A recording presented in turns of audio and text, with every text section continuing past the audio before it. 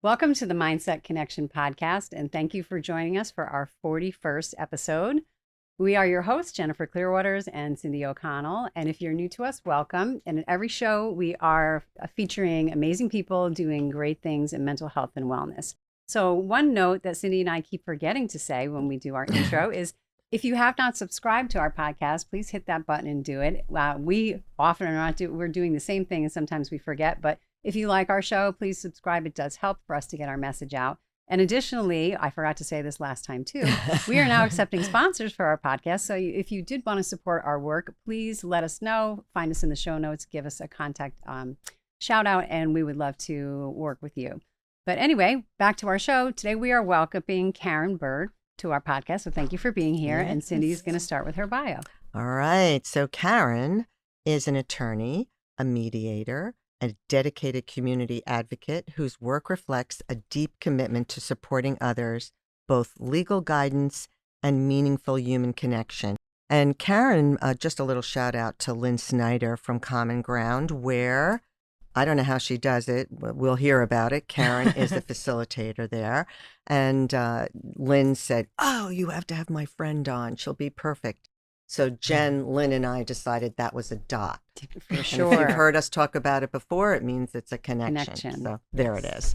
So she's equally passionate about her role as a member of the Board of Trustees for Music for All Seasons, which we're going to hear about. And she is the owner of the Burr Law Group, which has offices in Rumson and Bayonne. I want to say Hoboken for some reason. And her practice focuses on family law and mediation. And she can explain about that for those of us that are unaware of what that is. So she also, again, is a facilitator for Common Ground. She is involved with Music for All Seasons. So she definitely has a compassionate heart and is willing to just give her everything to the community involvement as well as her own business. So she also has extensive experience in litigation and high-stakes negotiation, and she was in the past a senior claims analyst with multi-million-dollar cases. She has a doctorate from Seton Hall University School of Law, and a Bachelor of Arts in Psychology, no surprise there, from the University of Rochester. She has a core belief in helping others and making a lasting, positive impact on their lives. So thank you so much, Karen, for joining us today. Thank you. What a nice introduction. Let's talk about the law stuff first, because there's so many different things. You're hearing just being a lawyer is a full-time job. And then we have all of this stuff at Common Ground and then the music program. Wondering how you're doing all that. But how did you go from working in law to then deciding to just start your own firm? That's got to be hard. It was, but it kind of was a natural progression. So I was working in insurance defense in a law firm. And then I actually transitioned to working in at AIG in an insurance company. And that was when I was a claims analyst, and we worked in the excess department. And so that was handling multi-million-dollar lawsuits and claims and basically analyzing the claim and how to resolve it on behalf of the insured. And I worked at AIG for a few years, and then I worked at Liberty International Underwriters. And at that same time, I was starting my family. And I had a young child, and I then was pregnant with my second child, with my second daughter. And it was becoming difficult because that kind of work in the claims business entailed a lot of travel. And I loved it. I loved what I was doing there. I loved the claims world, but it was just a lot for starting my new family. And my sister-in-law was also in a transitionary period, and she had just left a firm that she was working at, that she had worked at for a while doing real estate, and she was looking to start her own firm. So she was going out and doing real estate and a little bit of family law and a little bit of estate work, wills and things of that nature. And she asked me, did I want to join her? So I said, okay. Yeah, so it was kind of a leap of faith. I didn't, know exactly how it was going to work out. But I started working with her, and she taught me everything I knew, everything she knew in family law at the time. And then she also started to work with me for real estate, said, oh, we can, both do real estate and family law. But we quickly learned that that was not the way to go, because real estate wasn't for me. There were so many moving parts. There was so much that I really didn't know about it. And that had been what she did for her whole career so far. So she was really, really good at it. And it just came natural to her. And she also figured out, I hate to be in court. I don't want to go in front of judges. I don't want to argue anything. And I liked that. I didn't mind that. So I took over everything in family law and she took over everything in real estate. And that's what we've been doing. And we joined together in 2010. So it's been fabulous. See, you took a leap of faith. But what do they say? Yes. Leap and the net will appear, right? Yes. So it worked. Good for you. Congratulations. That's wonderful. On that. Thank you. Thank you. So that's why her last name is Burr as well? Yes. And my sister-in-law. Yes. I figured that out. Yes. All right. So, prior to having a guest on the podcast, we always like to, meet with them. And so Karen was kind enough to spend some time with us, even though she had to sit in her car to talk to us because it was one of those we do it days. any way necessary. She did it. So tell us how you became a board member for Music for All Seasons, because this is a wonderful story about your parents' careers in music and how that influenced you. Yeah, thank you. This might be a long answer, so if you redirect me. It is truly a beautiful story. And it's a beautiful program, and we didn't know about it. No. So we want our listeners and viewers to know about it. No, I appreciate that. So I grew up with music. My parents are both concert pianists, so I grew up with every day hearing some type of music around me, and that influenced our family. I mean, I played the viola when I was very little, and then I played the piano a little bit just because they were teachers also. And then I played the harp in high school and college. So, and then my brother is a cellist in the Atlanta Symphony Orchestra. So he started playing for his career. And obviously that was born out of the music in our household. But my parents, my father was a teacher, a professor at Temple University, and he taught music theory. And my mother did a lot of performing, and she was also a writer. She was a music critic at the New York Times and the Home Tribune. Oh, my goodness. And so she... Such accomplished people. So she, because she was playing a lot, she was playing concerts. She was preparing for a series of concerts in California, and she called a nursing home, and she said, do you mind if I come and play this? Because I would like to practice it publicly, play my pieces publicly. So they said, of course, come in. So she went into the nursing home and she played this concert, and she said that she was blown away, as was the staff, at the reaction of the residents and how some people really hadn't moved much, they weren't very happy, and they were sitting there humming, they were dancing in their seat. There was this reaction that she was seeing to the live music in front of them. So she went home and she said to my father, there's a need here. I think this is an idea. And that's how Music for All Seasons was born. In 1991, they started. Yes. Yeah. And they said, we're going to start bringing music to people who are confined. So the populations that they began working with were nursing homes, convalescent centers, children's hospitals, prisons, women and children that were victims of domestic violence living in shelters, at-risk teen facilities where the teens were living in the facilities. So anywhere where people couldn't get out to hear live music, they would bring it to them. So amazing. And they brought it to them. They were professional musicians. They believe in paying all of their musicians a living wage. And so none of them were volunteers. But what they did was they would create these maybe music series. And here's a series at a nursing home. Here's a series at this prison. And the performances that they did were interactive. They were educational. They were fun. So the people, you had people in the prison saying, that's classical music? I didn't know that's classical music. That's amazing. Yeah. They were just teaching and opening people's eyes to different things. And also in the process, of course, there's a level of healing. And that's what they believed so strongly in, that healing power of music, which is why they started it. And then fast forward, they began working with, they said, we'd like to work with different populations because they really saw such a change in the populations that they were working with. So in about 2011, my father and a prior board member, Ellen Kulka, they decided that they wanted to work with the veteran population.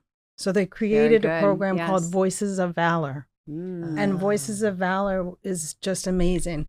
So what they did was they brought a professional musician and a songwriter, a lyricist, along with a psychology mentor.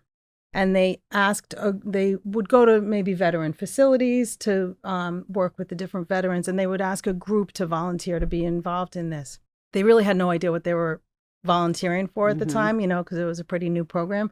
But they would have between 10 and 15 veterans, and they would create a song about their experiences.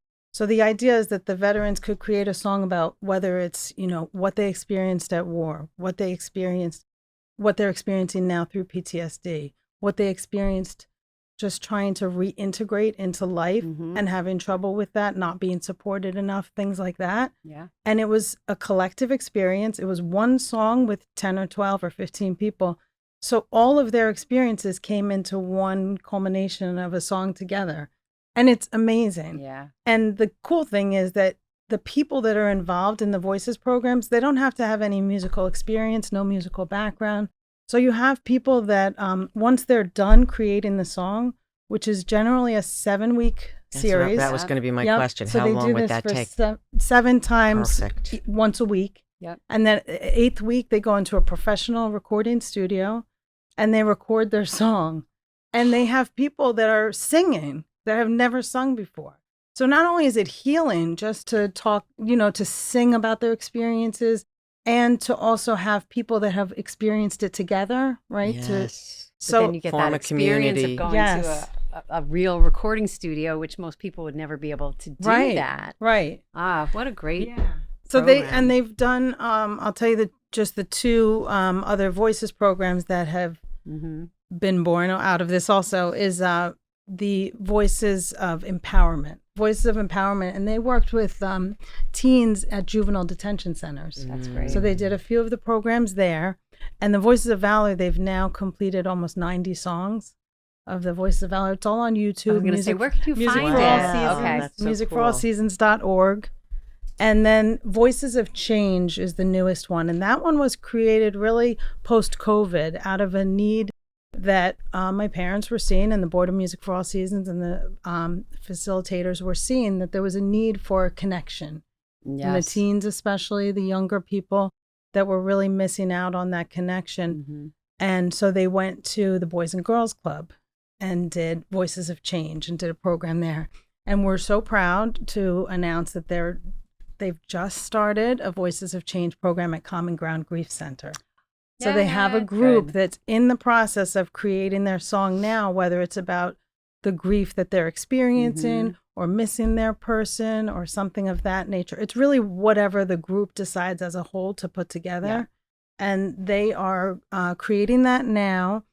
And they're going to be premiering their song at the Common Ground fundraiser. The clam bake. At the Clam Bake on June 11th at Martell's Tiki Bar. Nice. So we're so excited Wonderful. about that. So is it the teens that they It's selected, actually or is a it combination of the teens Oh. and the kids. It was whoever wanted to do it. volunteer. Yep. The thing is, when you start these programs, people don't really know They're what not it's sure, so about. there's a little hesitation. So there's like the Yeah. Voices of Valor programs, I think people are now clamoring to get into Yeah. it. So Voices of Change and Common Ground, they didn't really know yet. So we chose from the 6 and 12, and the team. Well, they chose themselves. They volunteered to do it. Yeah. But they're absolutely loving it. And we're really, really excited because it's Wow. just 3 weeks in and they've already got almost a whole song.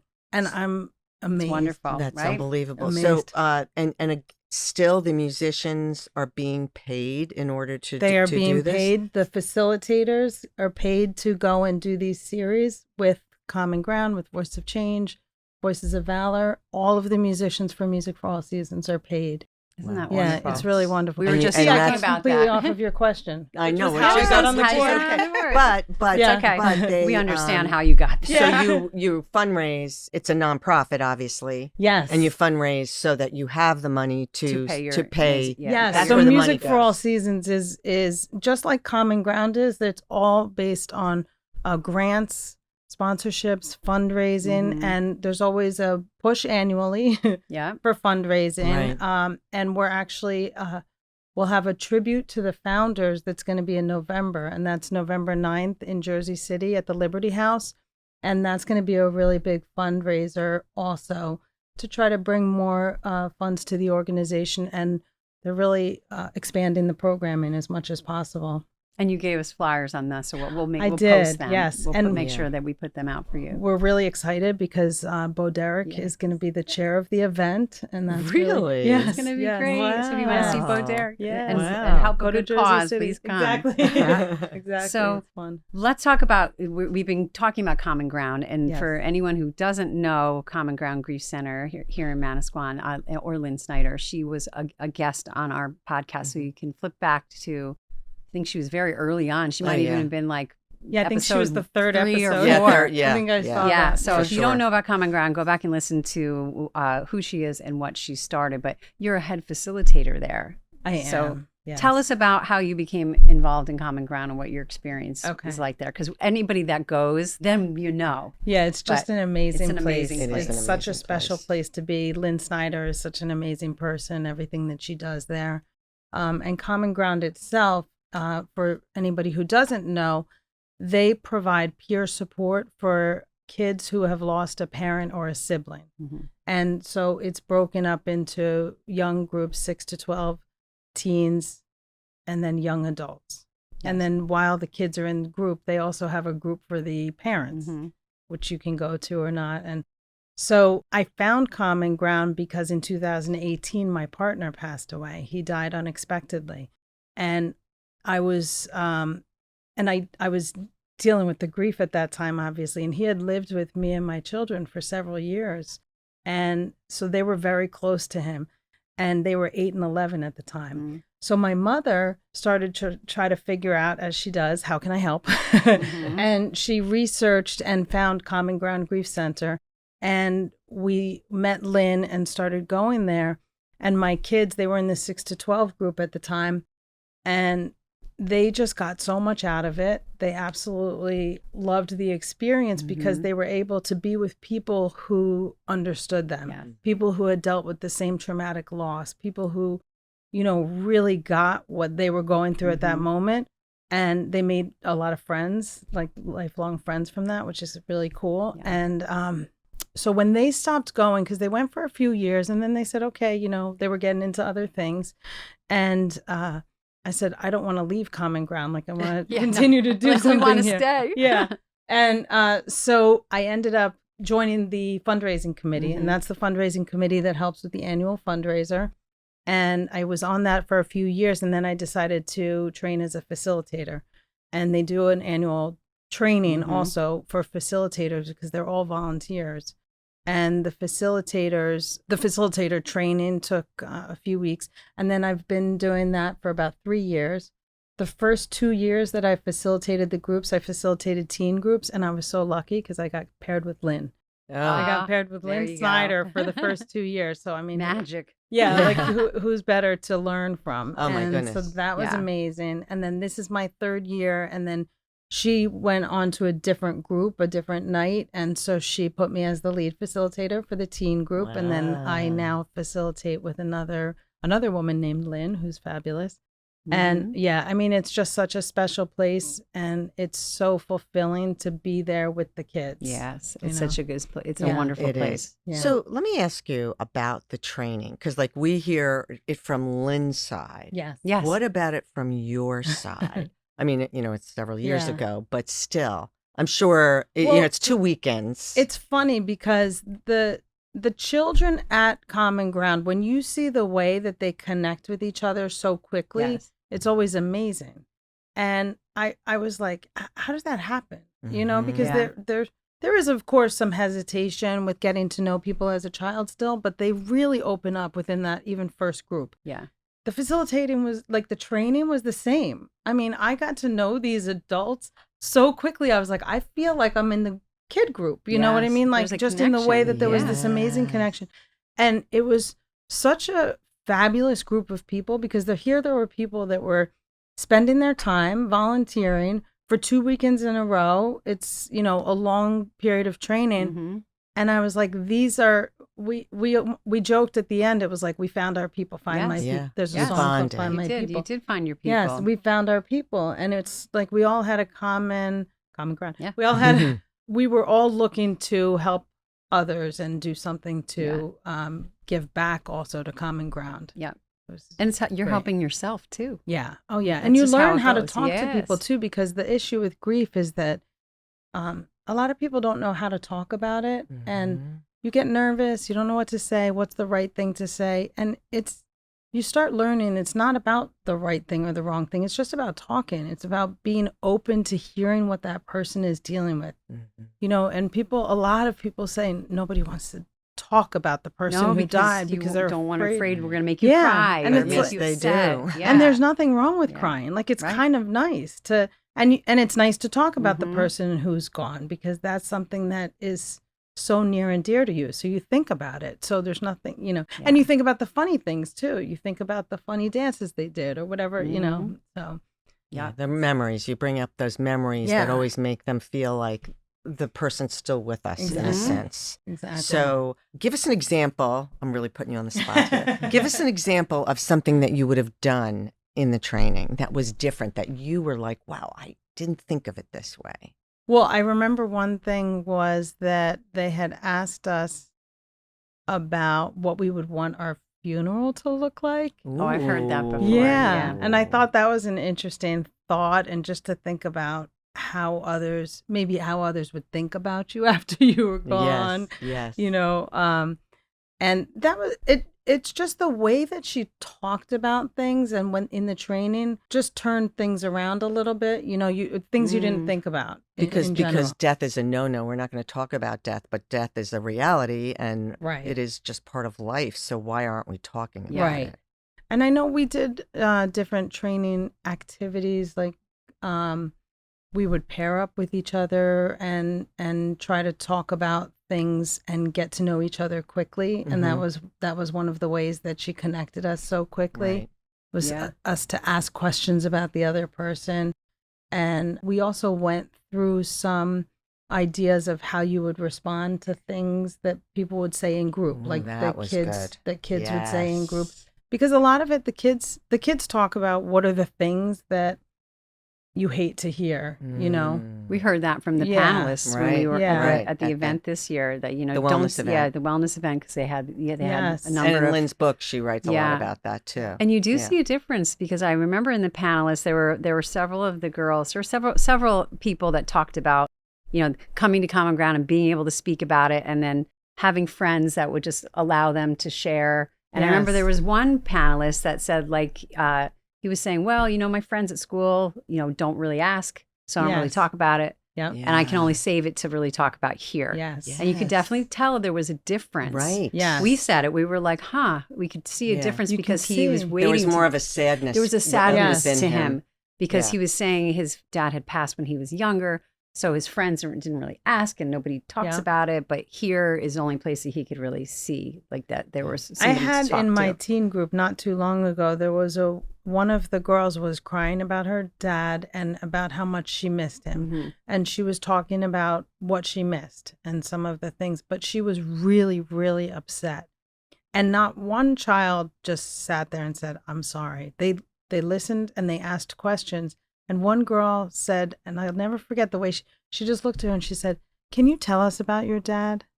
And I was like, wow, it's just like, amazing. this training works. That was is a just wow. amazing. That is a wow. But going back to you, Karen, you're a perfect fit for this, because as an attorney, I have three. My son's an attorney, my sister's an attorney, her husband's an attorney. And if you're going into court, what is the most important thing? You got to be a good listener. Yeah. So and you have to know what question to ask next. And what not to ask. Yes, and what not to ask. Yeah. So Yeah. isn't it interesting is. that your profession is actually linked to this job as a facilitator? Yeah, it really is. But it's still heavy, you know, like talking about grief is heavy, and, you know, you've been through loss, and like now you're with people. We asked Lynn the same thing, like, you're with kids and families who are experiencing loss all the time. Like, how do you handle that? It's funny because we talk about that, in fact, before and after the group.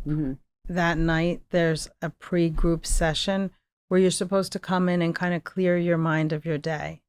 And That's good. That's and what you be should do. present, because it's right. You might have had a really stressful day dealing with a lot of other stuff, and you don't want to bring that energy to the kids. You don't want to bring that energy to the teens. So we do that pre-group meeting, and then a post-group meeting is supposed to get rid of that heaviness. Talk about what happened during group. Maybe talk about, you can talk about it a little bit later, however it is, to try to get that out of your mind also. And it really does work to have that, post group meeting, to just try to get into a little bit of a better mindset before you walk out the door. Yeah. But I have to say, as far as I said that a bit funny, because even when you're in the group and you deal with the heaviness, you realize, like, I really get something out of it from the idea that these kids they're letting this go in the room. They're putting so much out there with each other that they can be lighter. They sat there and cried for, a long time, and they have people talking to them and consoling them and being there for them.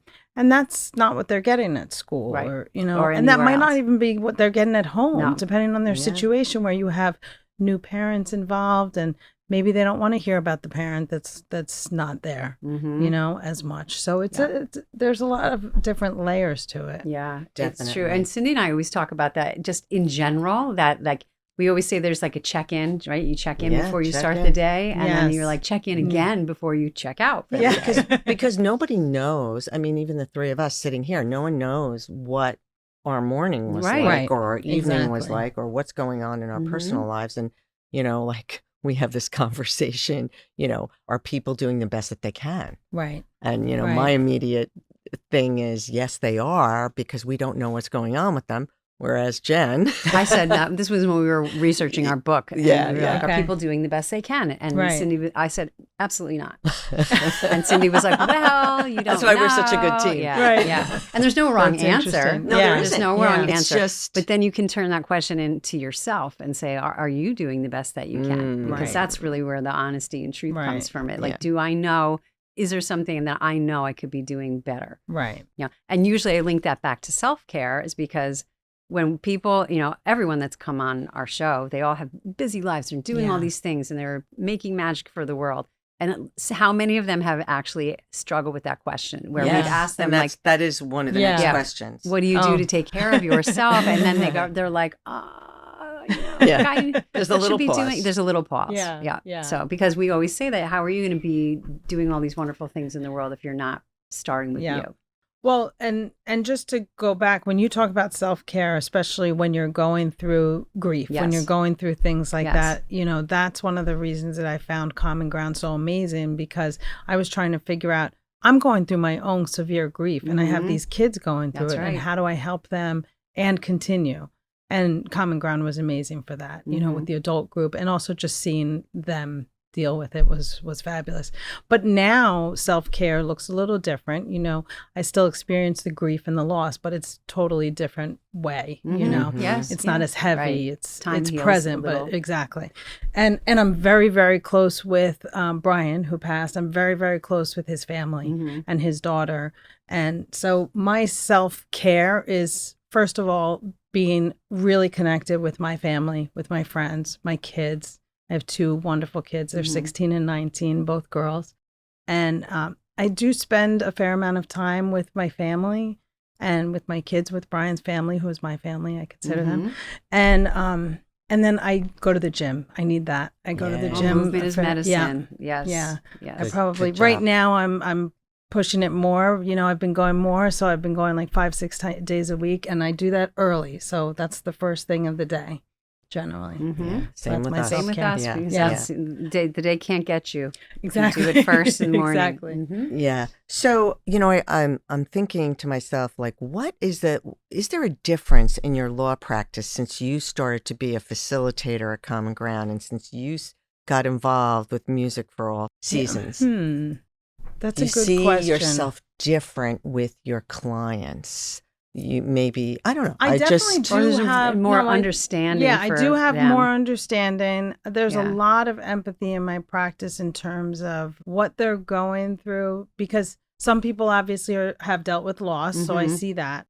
A lot of it has to do with some substance use, substance abuse, whether they're dealing with it themselves or their partner is dealing with it. Mm-hmm. And that's something that I'm very empathetic about. And so in terms of Music for All Seasons, I think it's just the idea that of giving back and watching what my parents spent almost their entire life doing. Yes. I grew up with them giving back, and they never judged people. They didn't judge their, no matter how different you were. Domestic violence centers and prisons. They and were places, in all different places, and I never saw them judge people for who they were, where they came from, their background, their financial status, their education. Like, yeah, for it was you. absolutely. But you're amazing. also using the healing power of music. Yeah. Which, it doesn't matter where you are, what's going on. Like, right. Music can heal you. And it's cool because there's so many different programs that they've brought into these facilities. It's not just classical music. I mean, there's all different varieties. Mm-hmm.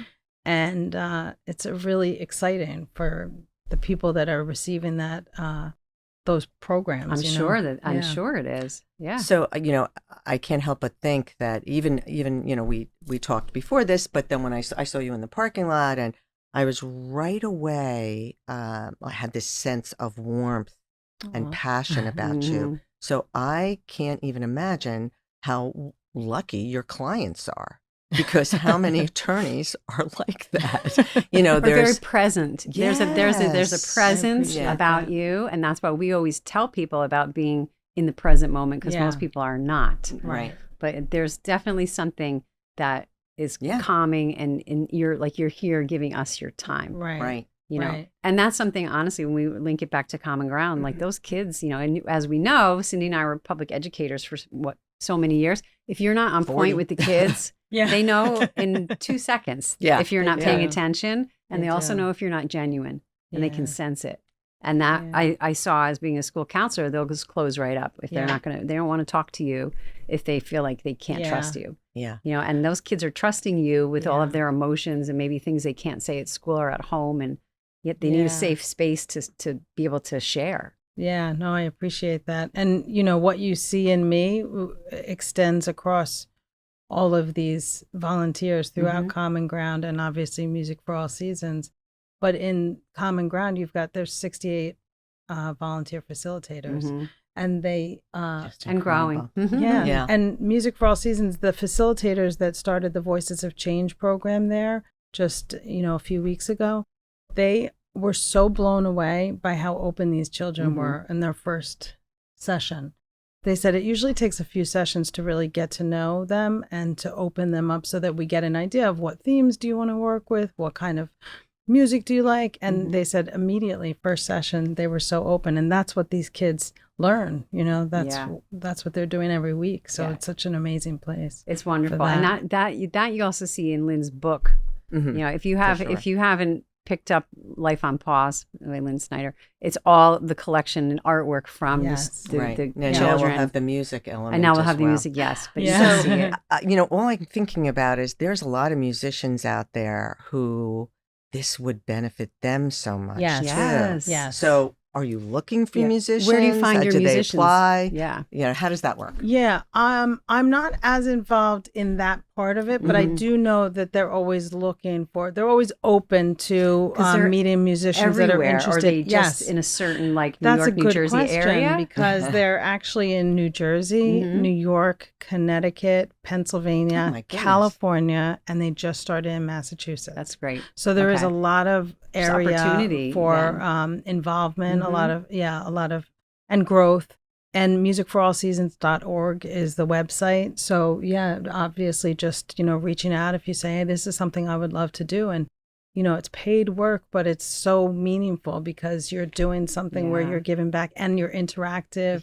There's a specific way that the musicians work with the people that they, go into these residences or the facilities. So are they trained as well? Yeah. Okay. Yeah. Okay. Well, I think it's such a great opportunity. From colleges, or is it like students and music programs? It's funny because Music for All Seasons is actually working on training the next generation of musicians to be able to give back in this way, and also to be able to work with people in the way of being able to interact with their audience. And they're directly working with a Cali Collective, which is a graduate program, and that's through Montclair State University, and they've been doing that for a few years now. That's because I would say that's a great opportunity to start training with students. And the kids really learn so much from it, and that's wonderful. That's great. So, what's a takeaway you would like our listeners to know? Honestly, words of wisdom. I know. I would like your listeners to think about, giving back. Like, I think that it's so important to give back, to volunteer, to look locally, to see who you can help. A lot of people feel that they might not have the time, or they might not be able to, or maybe they don't know where to go, right? Yeah. Where it's best to give back, that type of thing. But you just get so much yourself, even from giving back to others. You learn so much about yourself. And I would say, I guess, in the sort of paraphrased words of Gandhi, be the change you wish to see in the world, right? Yes. Because that's so important right now, especially when you look at the division that we have in this country, to be someone that focuses on making change locally, making change, right? People are losing friends over things that they think, and politics and stuff. So just, doing something different. I think that's really important. And if you don't know where to look, go to musicforallseasons.org or commongroundgriefcenter.org. We have plenty of volunteer opportunities. And it doesn't matter. Sometimes people with giving, they think, okay, well, I don't have any money, but you don't need to give money. You Exactly. can give your time. Oh, you the can time. Give anything. You can facilitate and work with groups. You can, there's lots of ways to give back. Lots of ways, for sure. Yeah. So these are some final questions. And if you watch the podcast, I don't know whether people that have watched it are like already preparing for this, but probably not. We'll see. Probably not. So how do you view failure? Oh, failure. How do you make that? I know. I know. We've all been there. Why, you've never failed before. Come on. Well, it's funny because in my business, failure can be, bad, right? It's like a loss of emotion. We lose emotion, or we lose something. Obviously, that's, but I view failure as a way to learn, because obviously, let's say if it really is at work and it's a loss of emotion, I'm going to figure out, okay, what do I need to do next time? How do I need to present this in a way that the judge really understands? Or maybe this was something that was really difficult to win, and we did our best. We made our best shot at it, that kind of thing. Yeah. Great answer. Yeah. What are your three most important strengths? We know you have a lot more than three, but don't overthink it. Just boom. What comes to your head? I mean, compassion, empathy, and presence. See, you do have it. You've got that presence. Yeah. And I kind of feel like you never sleep.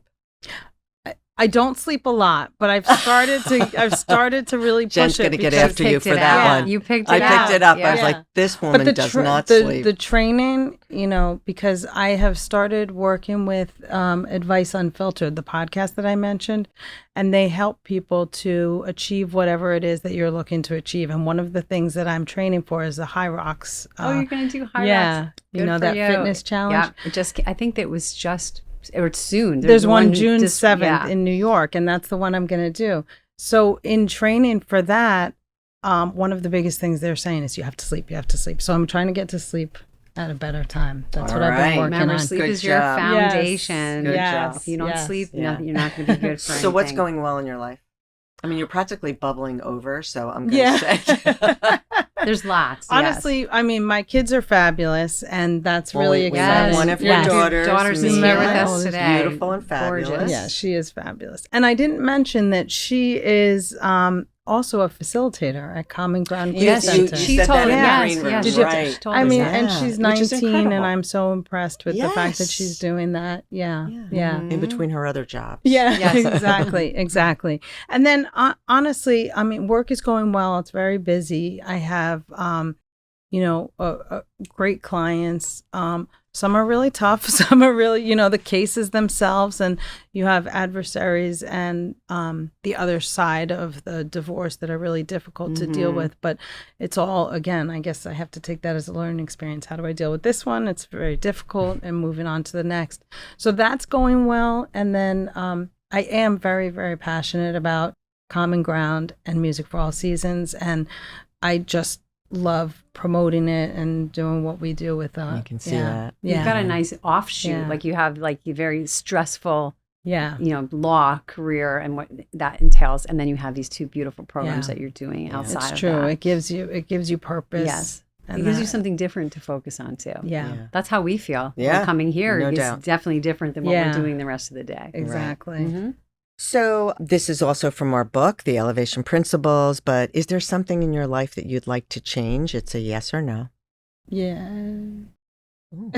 Kind of like, I don't know, is that a I know. Maybe? That's It's a a hard yes one. That's a hard or one. no? Mhm. Honestly, I'd just like to be a little more organized at home. So that's a yes. So that's a yes. So that's a yes. Yes. There you All go. right. It doesn't So have to be what- anything Yes. deep. What's holding you back?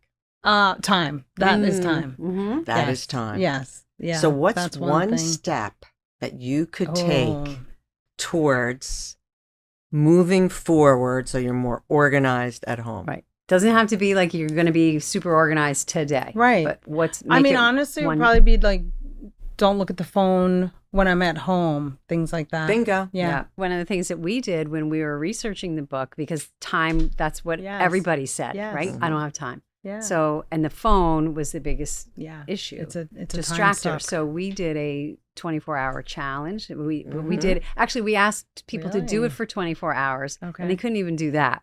We did it for 24 hours for a whole week to really say like, what are you doing every day? So write it down. Yeah, it's in the book. There's a little like log too. Okay. So like, but what are you doing every day? Mhm. That you can't get your stuff done. And when you, after a week of time, you'll see that there are gaps in the day where it could be the phone, or it could be you're watching the news, or it could Right. be you are doing whatever. Yeah. And then you make changes from there. Like I that like was the that. first thing Yeah. that I Yeah, got rid of. I I stopped like that a watching the lot. news because I would come home and turn it on and school shootings and this and that, awful get things. And I was sucked like, in. I don't want to watch Yeah. this. So Yeah. there You I do got get half an sucked hour in. got Yeah. back. So maybe, the scrolling, the one scroll leads to 2 hours of Yes. scrolling. So, and you're not alone, Yeah. even though we blame it on kids, but Yeah. the adults Right. are just Yeah. as Right. bad. Yeah. So yeah. maybe you can that's find true. a way to Yeah. become more organized. And We're put going to your phone hold you away. to that, Karen. Okay. Mhm. I'll Yep. check back with you. Yes, for we sure. will see you. So what do you All think right. is next for you? We'll put everything for all the programs in the show notes, Yeah. and I have the flyers, but like what's next for you? Yeah, I mean, for me, honestly, in the short term, what I'm looking forward to is, continuing with my practice the way that I am, but training for the HYROX, doing the HYROX. I'm excited about that. And I'm really excited about the 2 fundraisers that are coming up. Those are really what I'm focused on in the next, 4 to 6 months. And Martell's Common Ground fundraiser, June 11th. And then the Music for All Seasons one is November 9th. So it's a lot of exciting things. It Yeah, is. I love it. And HYROX is going to be in June, June so you 7th, have yeah. a couple of weeks, so Yeah. you have to sleep. Yes, Because I if have you to don't, sleep you're not and going to make run. it with the burpees and the jumping and the sled pushing Yes. and Oh, all you the know other all stuff. about Yes. It's a lot. But look, what an It is. accomplishment It that is. is to Yeah. go and actually say you did it. Yeah, So it's that'll be wonderful. good. That'll be So, good. okay, well, we are into our last minutes. So we always say thank you for sticking it out with us. And again, if you haven't subscribed to our podcast, please do so. And we will be back again with another amazing person doing things in mental health and wellness that need to be showcased. And as always, Cindy has our final words of wisdom. So remember to pause, breathe, and then respond. Do not react. Take a minute or seconds, even seconds. And always do hard things. Thank you so much. Yes, Karen. thank you, Karen. Thank Thank you for Wonderful. taking your time. Thank you Yes, so Thank you for much. being here thank you with for us. everything you do for everyone else. Thank Yes. you.